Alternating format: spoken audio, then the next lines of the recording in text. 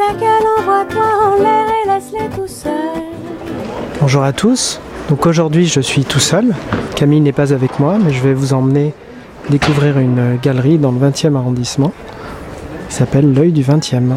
Moi c'est ma meilleure amie, moi je n'intéresse qu'à ma vie, parler de moi est un délice, t'écouter relève du supplice.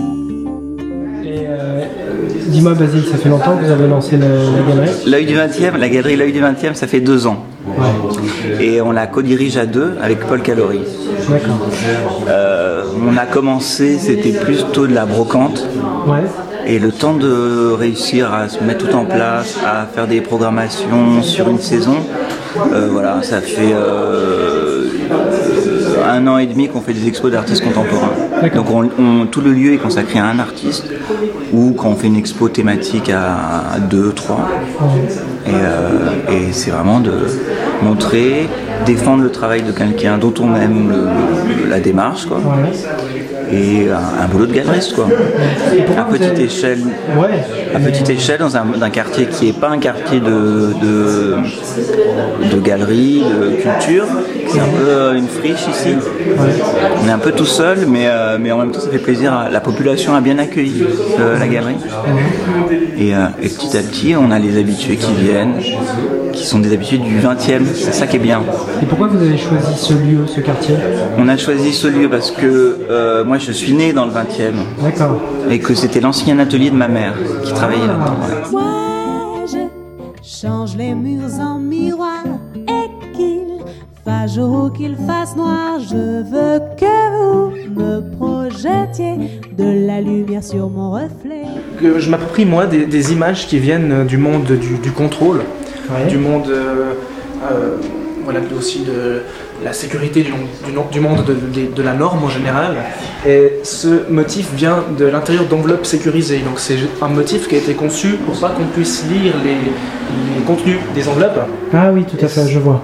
Et du coup, c'est un motif qui n'est pas forcément destiné à être vu qu'il est interne. Et moi, ce qui m'intéressait, c'était qu'on avait un motif très esthétique, conçu pour une tâche finalement sécuritaire. Ouais. Et j'avais envie de le mettre au premier plan. D'accord. Et je me le suis approprié comme le ferait un faussaire en faisant une œuvre. Donc en changeant l'échelle. Et c'est vrai qu'on m'a beaucoup dit que ça renvoyait à des motifs décoratifs japonais. On m'a beaucoup dit ça. D'accord. Et pour le coup, ce travail sur un motif sécuritaire, on va dire, on les retrouve dans d'autres œuvres? Alors oui, on retrouve notamment ici la trame de ma carte d'identité. Ah d'accord.